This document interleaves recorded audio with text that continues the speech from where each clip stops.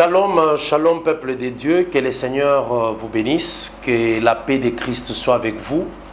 Nous sommes heureux de vous savoir très nombreux à nous suivre et à suivre cette émission que nous vous présentons de temps en temps à la loi et au témoignage. Et dans notre cadre concernant les sujets, les mystères de la création. Le mystère de la création, c'est un sujet qui nous a pris assez du temps. Aujourd'hui, nous allons devoir clôturer, mettre un point final à ces thèmes. La séance passée, donc la 20e publication, nous avions parlé du 6e jour de la création.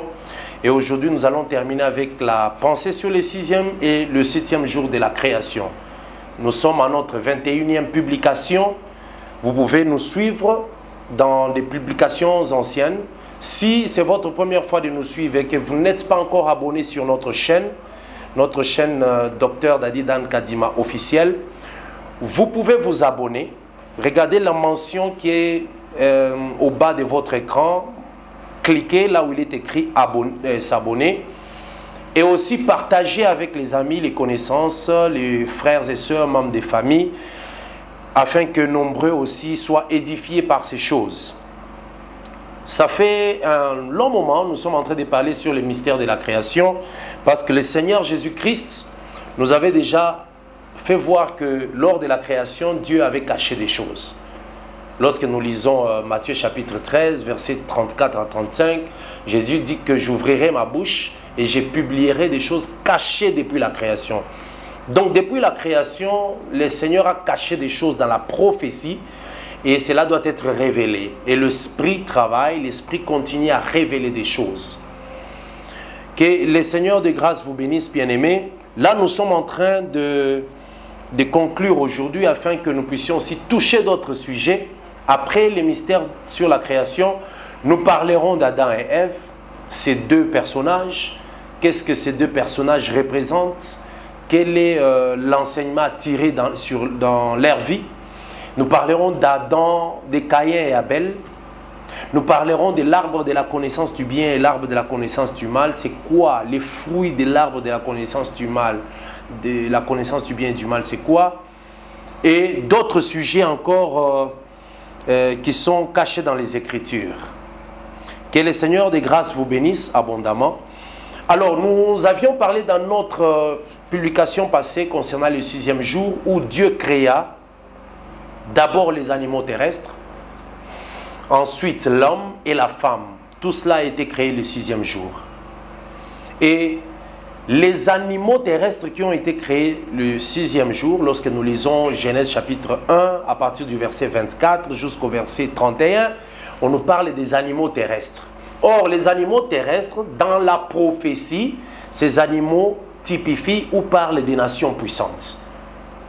Lorsque nous regardons Daniel chapitre 7 et même Apocalypse au chapitre 13, nous verrons que les nations sont représentées par les animaux. Et ces animaux peuvent être aquatiques ou terrestres, bien que les animaux terrestres sortent des eaux.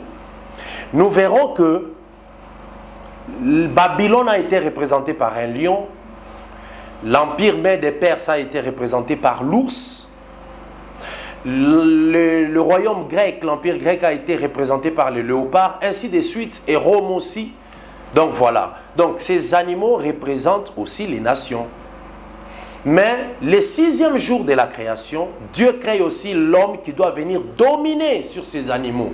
C'est ainsi que lorsque nous lisons Genèse chapitre 1er, déjà à partir du verset 27, la parole dit « Dieu créa l'homme à son image et les créa à l'image de Dieu, il créa l'homme et la femme, et Dieu les bénit en disant, soyez féconds, multipliez, remplissez la terre, assujettissez la terre et dominez sur les poissons des mers, les oiseaux du ciel, ainsi que les animaux. » Donc l'homme qui est créé Adam vient pour dominer les animaux. Mais nous verrons qu'au 5e jour, il y a eu des animaux aquatiques qui dominaient les eaux. Alors, l'homme vient pour dominer les animaux terrestres, ce qui représente que, ce qui présage que le 6e jour parle du millénium. la période où Christ viendra comme roi pour régner sur les nations de la terre, sur les habitants de la terre. C'est ça la présence d'Adam. Parce que Adam, c'est le premier Adam, a aussi une réalité qui doit venir, qui est le second Adam. Le second Adam, c'est Christ.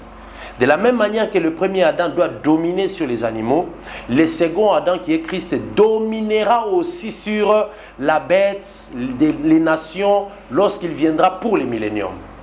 Les milléniums, c'est le règne de Christ. Christ va régner pendant 1000 ans sur la terre. Les rois de la terre seront là, les présidents, les autorités, les chefs militaires. Mais c'est Christ qui régnera et qui dominera, qui dirigera à ces moments. Mais il va régner à Jérusalem. Mais la terre tout entière sera sous sa domination.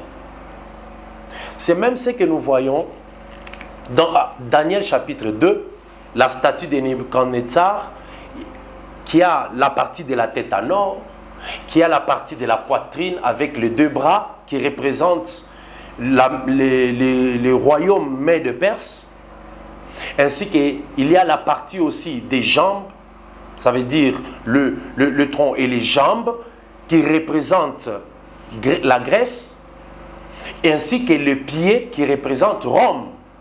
Mais la Bible nous dit dans Daniel chapitre 2 qu'une pierre est sortie du ciel, d'une montagne, sans les secours d'aucune main, et a frappé la statue au pied, et la statue s'est écrasée, et cette pierre est devenue tout un royaume qui dominera, et personne d'autre ne viendra dominer après ces royaumes. Donc, pour l'instant, nous voyons les royaumes de la terre qui sont en train de dominer, toutes les nations en train de dominer, mais des personnes dominées, l'Égypte a dominé, Babylone a dominé, actuellement c'est Rome qui domine, ainsi que les autres nations puissantes. Mais il y aura un moment où le Seigneur viendra dans la bataille d'Armageddon pour frapper la bête, l'Antéchrist, et puis récupérer la domination du monde.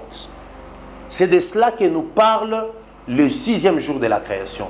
Mais dans le 6e jour de la création, Adam n'est pas seul. Adam est avec sa femme. Or, sa femme, qui est l'épouse, représente l'Église qui était allée dans les noces au 5e jour, mais qui revient pour régner parce que l'Église régnera avec Christ dans les milléniums, dans les 1000 ans. C'est ce que la Bible nous dit dans Apocalypse chapitre 20. Apocalypse chapitre 20. Je vais lire très rapidement. La Bible dit ceci. Verset 4, Apocalypse 24. « Et je vis des trônes, et ceux qui s'y assirent furent donnés le pouvoir de juger. Et je vis les âmes de ceux qui avaient été décapités à cause du témoignage de Jésus, à cause de la parole de Dieu, et de ceux qui n'avaient pas adoré la bête, donc qui n'ont pas adoré la bête pendant la période de la grande tribulation, qui est représentée par une partie du 5e jour de la création, où nous voyons les animaux aquatiques.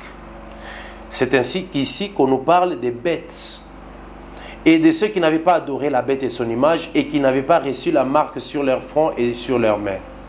La Bible dit qu'ils revinrent à la vie et ils régnèrent avec Christ pendant 1000 ans. Donc, ceux qui avaient été tués, les 144 000 qui seront tués par la bête, ainsi que les vierges folles, qui seront aussi tués par la bête, reviendront aussi à la vie, et l'Église qui était dans les noces descendra, et tous ensemble participeront au millénium. La Bible dit qu'ils régneront avec Christ pendant 1000 ans. Donc, ces périodes de 1000 ans, c'est ça les milléniums.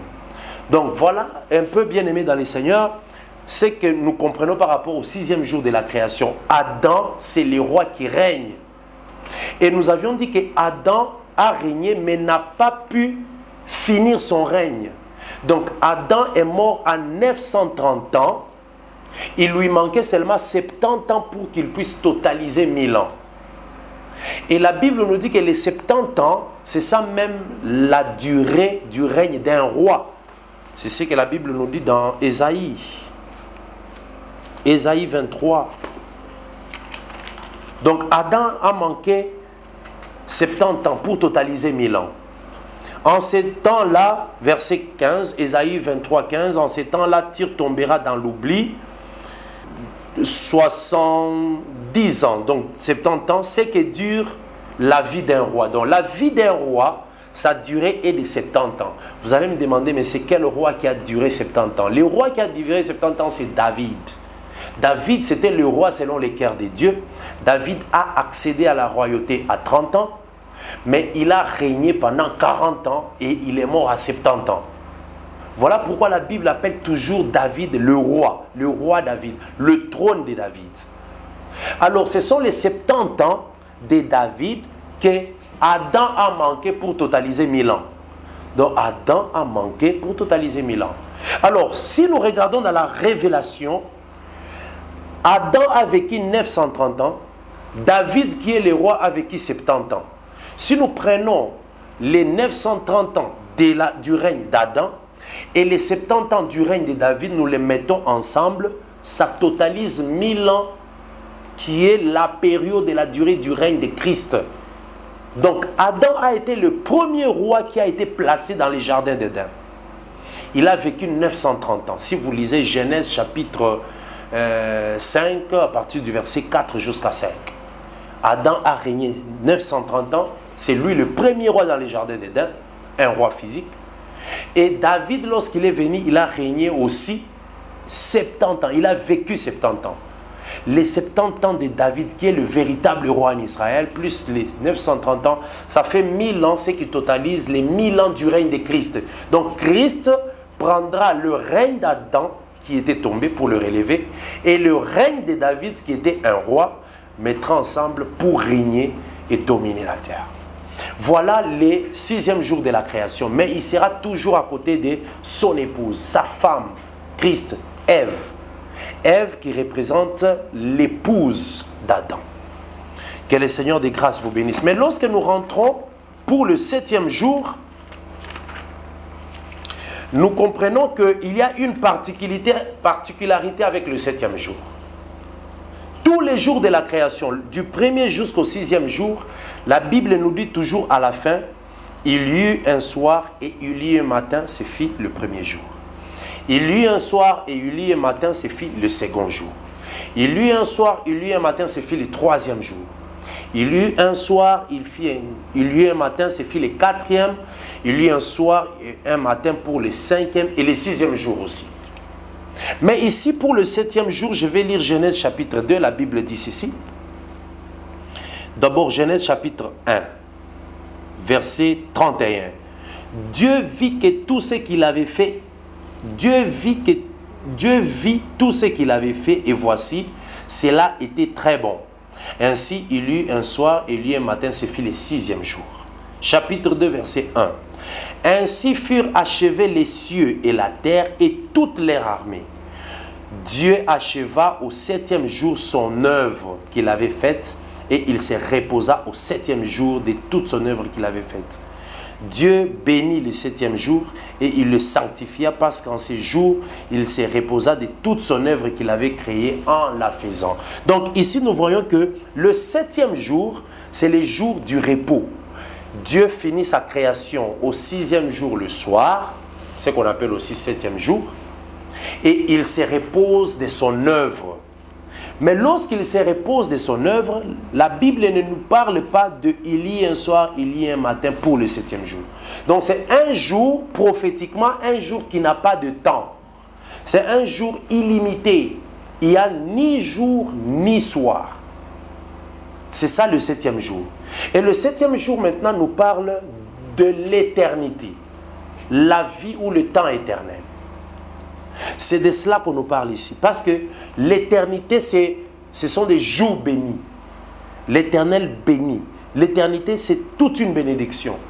Et c'est le moment du repos. Donc l'Église qui est sur la terre est en train de servir le Seigneur avec l'espérance d'être enlevée et revenir un jour dans le millénium. Et après le millénium, entrer dans les temps éternels.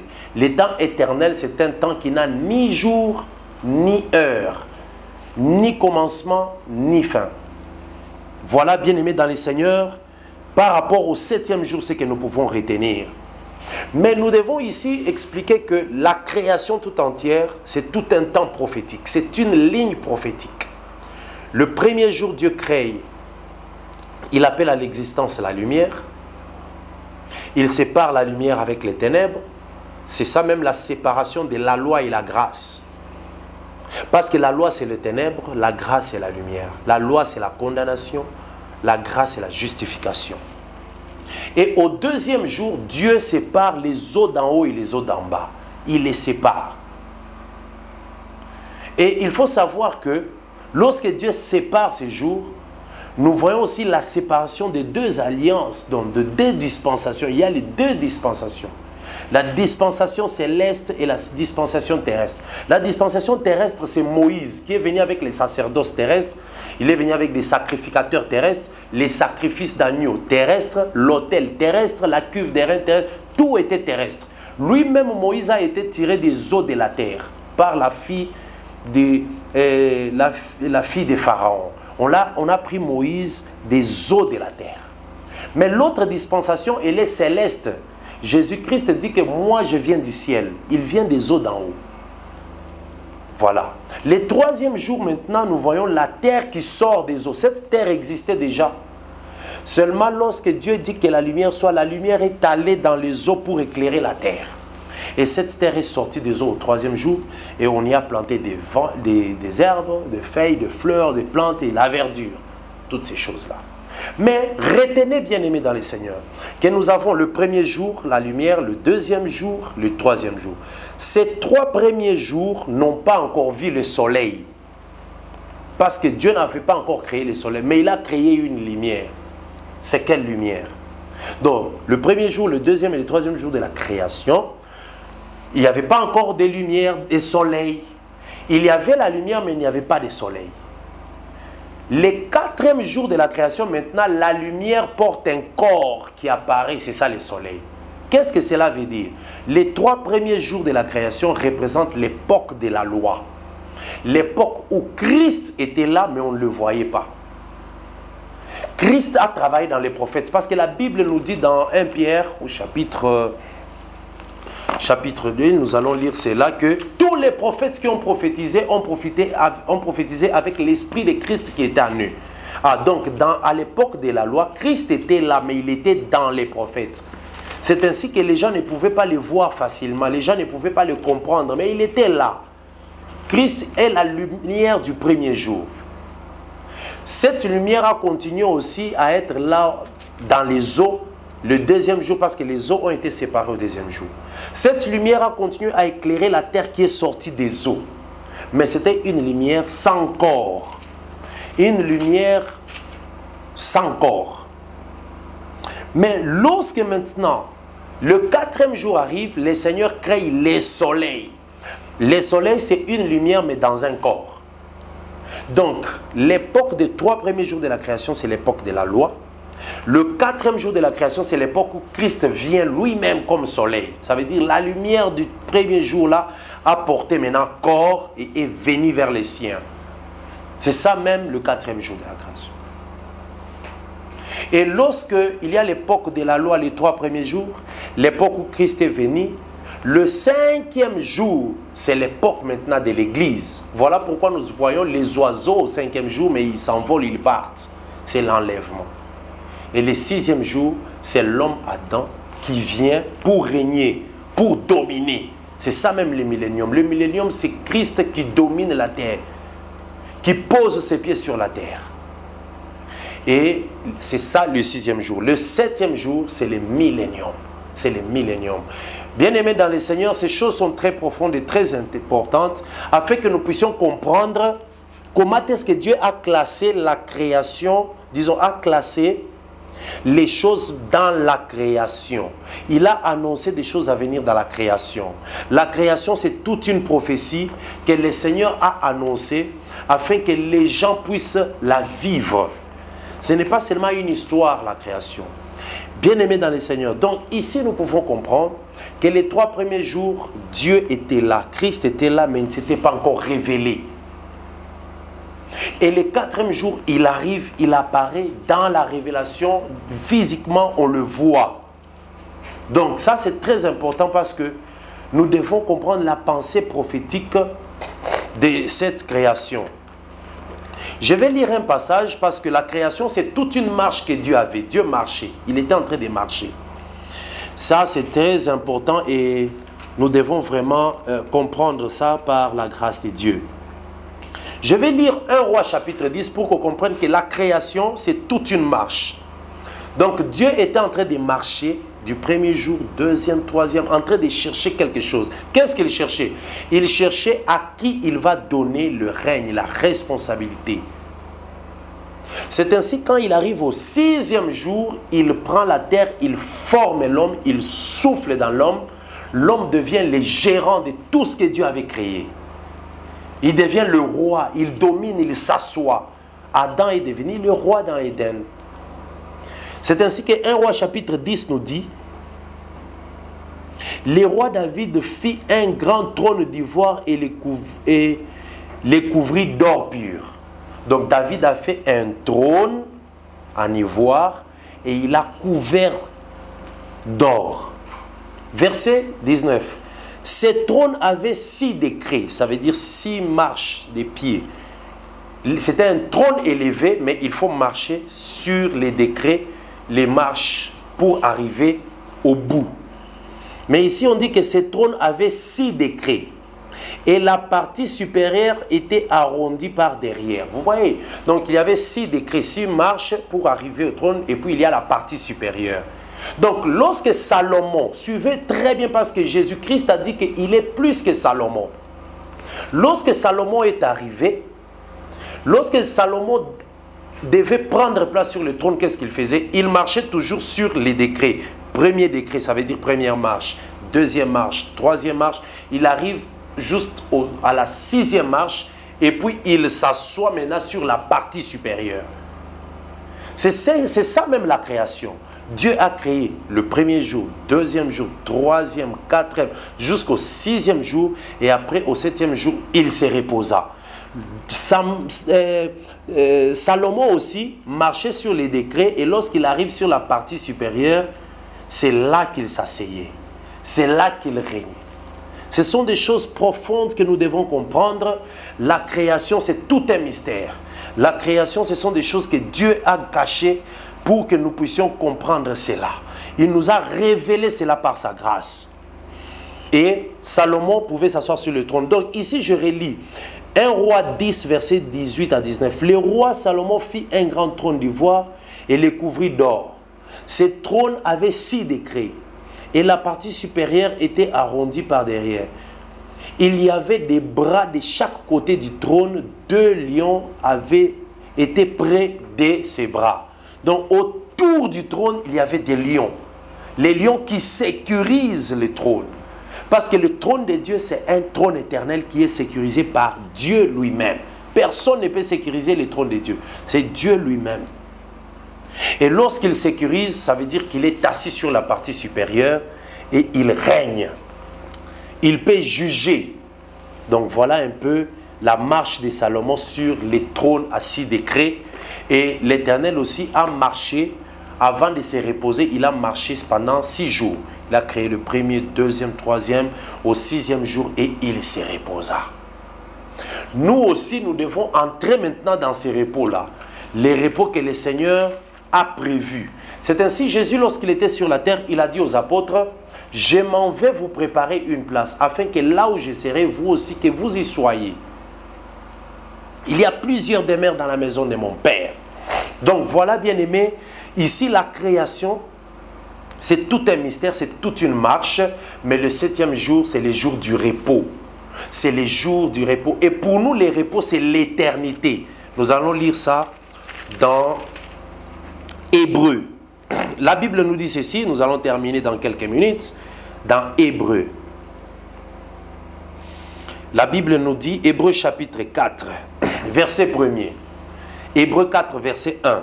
Craignons donc tandis que la promesse d'entrer dans son repos subsiste.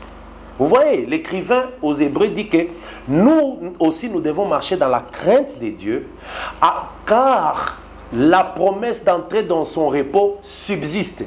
Il y a encore la promesse. Nous aussi, nous devons entrer dans le repos. Le repos, c'est quoi? C'est le sabbat. C'est le 7e jour. Nous aussi, la promesse d'entrer dans les repos. Quel repos nous avons comme promesse d'y entrer? C'est l'éternité, la vie éternelle. Alors craignons donc, tandis que la promesse d'entrer dans son repos subsiste encore, qu'aucun défaut ne paraisse être venu en retard. On n'est pas en retard, même si les pôles sont déjà venus, sont partis, les apôtres sont venus, sont partis, nous ne sommes pas en retard. La promesse d'entrer dans les repos subsiste. Verset 4, je vais rapidement parce que c'est le temps. Hébreux 4, 4. Car il a parlé quelque part ainsi du 7e jour. Et Dieu se reposa de toutes ses œuvres les 7e jour. Et ici encore, ils n'entreront pas dans mon repos. Or, puisqu'il est encore réservé à quelques-uns d'y entrer, donc il y a l'Église, il est réservé à l'Église d'entrer dans le repos éternel qui est l'éternité, d'y entrer. Et que ceux à qui d'abord la promesse avait été faite ne sont pas entrés à cause de leur désobéissance. Vous voyez ce qu'on est en train de faire comme comparaison. Israël qui est sorti de l'Égypte était en train d'aller dans Canaan, c'était dans les repos. Mais quelques-uns ne sont pas entrés, ils sont morts dans le désert. On compare aussi avec nous aussi aujourd'hui, nous avons la promesse d'y entrer, mais nous sommes dans la marche, mais il y a quelques-uns qui n'entreront pas. Donc nous devons faire attention quand nous servons Dieu. Dans la vie chrétienne, il faut savoir que la promesse est là, mais tu peux manquer cette promesse. La promesse d'entrer dans la vie éternelle. Et l'unique qui peut nous aider à entrer dans cette vie, c'est Christ qui nous justifie. Or, puisqu'il est encore réservé à quelques-uns d'y entrer, et que ceux à qui, là je suis dans Hébreux 4, 6, et que ceux à qui d'abord la promesse avait été faite ne sont pas entrés à cause de leur désobéissance, verset 7, Dieu fixe de nouveau un jour aujourd'hui. Vous voyez, du temps où on écrivait ça, Dieu a encore fixé. Donc Dieu a fixé. Aujourd'hui, c'est quoi? L'aujourd'hui, c'est la période de Christ. Depuis que Christ est venu jusqu'à notre vie, c'est toujours un jour, l'aujourd'hui. Parce que la Bible dit, Jésus-Christ est le même hier, aujourd'hui et éternellement. On a mis ces trois choses. Pourquoi? Parce que hier, c'est le temps de Moïse. C'est la loi. Aujourd'hui, c'est l'époque de Christ, l'époque où l'Esprit travaille. Et après, aujourd'hui, c'est l'éternité. Vous voyez? Donc, l'époque de l'Église, après l'époque de l'Église, c'est l'époque de la vie éternelle.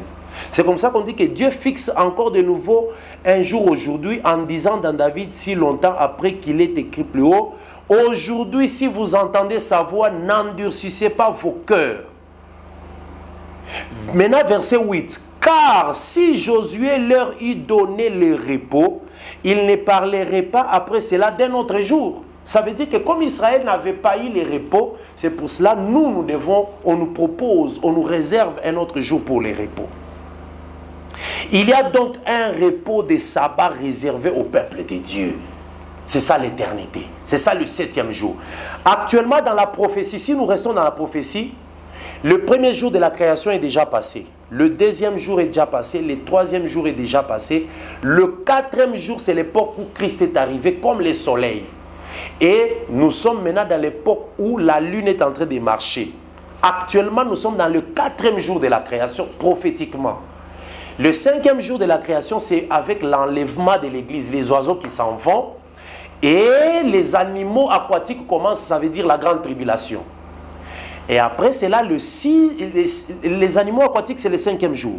Le 6e jour arrivera lorsque Christ viendra maintenant pour régner dans les milléniums. C'est ça le 6e jour.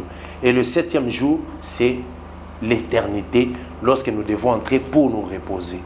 Alors, je termine avec Hébreux 4, verset 10 qui dit, « Car celui qui entre dans les repos de Dieu se repose de ses œuvres comme Dieu s'est reposé de siennes. » Vous voyez, Dieu avait créé, il est entré dans les repos, il s'est reposé. Nous aussi, si nous entrons dans les repos, or les repos de Dieu, c'est Jésus-Christ.